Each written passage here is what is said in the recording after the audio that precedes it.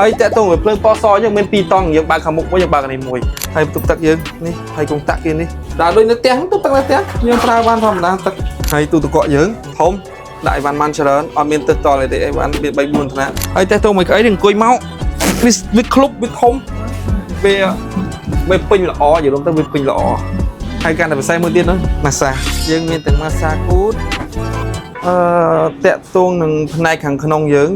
រួចអានេះរួចដល់ហើយព្រោះល្ងាចតិចម្ចាស់គាត់មកយកហើយតាក់ទងក្នុងផ្នែកខាងមុខយើងអាចមកមើលបានតាក់ទងខាងមុខយើងដាក់បានតែគង់សរសៃតូចៗយើងដាក់បានយើងចុចមួយលោតព្រោះយើង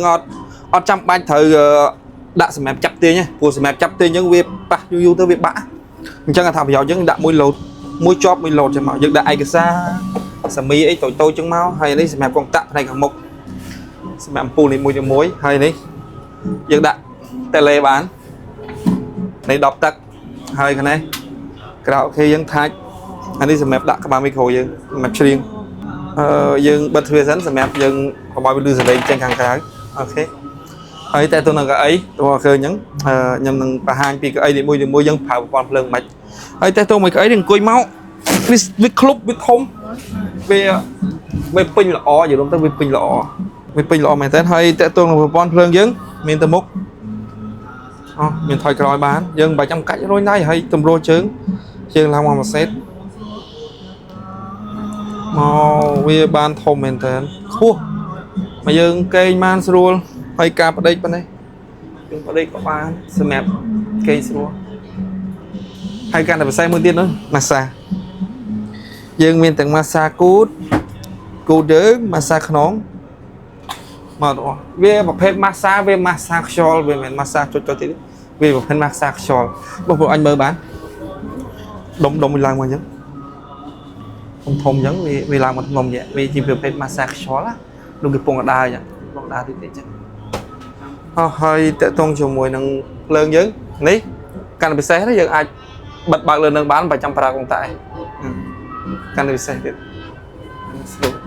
ហើយតេតឹងដំបូលផ្កាយយើងរឿងកុងតាក់យើងអាចចុចម្ដងមួយអាចបិទមួយនេះយើងបិទម្ដងមួយយើងបិទម្ដងមួយនេះភ្លើងពណ៌សយើងអាចសឹបហើយតេតឹងvớiភ្លើងពណ៌សយើងមាន2តង់យើងបើកខាងមុខមួយយើងបើកនេះមួយព្រោះណាក៏ចង់បិទទៅគឺចង់បើកទៅហើយតេតឹងជាមួយនឹងផ្នែកខាងក្នុងយើងមួយទៀតយើងនៅរៀបរាប់ផ្នែកខាងក្នុងមួយទៀតតេតឹងនឹងបន្ទប់ទឹកនិងទូទឹកកកហើយទូទឹកកកយើងនេះធំដាក់អីវ៉ាន់ម៉ាន់ច្រើនអត់មានទឹកតលទេអីវ៉ាន់មាន3 4ថ្នាក់ហើយអានេះទៅប្រឆេះមែនទេជាក់សុទ្ធកាន់ពិសេសឲ្យស្ដាប់សំឡេងសាប់តិចវាអត់បានសាប់យើងធំធុងសាប់នេះប្រភេទសាប់ buffer ធំមកនេះដាក់មកក្តឹងពេញនឹងជាងខារ៉ាអូខេមកប្រុសហើយបន្ទប់ទឹកយើងនេះហើយកុងតាក់គេនេះស្រួលស្អាតតុបតាក់ហើយយើងចង់ប្រើមិនក៏បានដែរបន្ទប់ទឹកហើយទៅបន្ទប់ទឹកយើងដល់ដូចនៅផ្ទះបន្ទប់ទឹកនៅផ្ទះយើងប្រើបានធម្មតាទឹកមានបាញ់ធម្មតា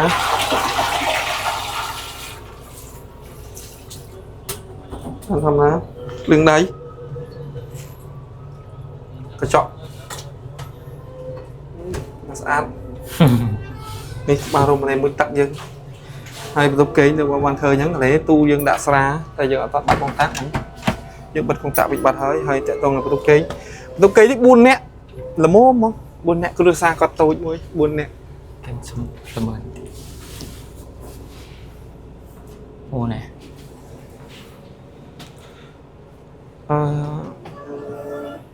នៅលើនេះមានទូមួយទៀតខាងក្រោយមានទូមួយទៀត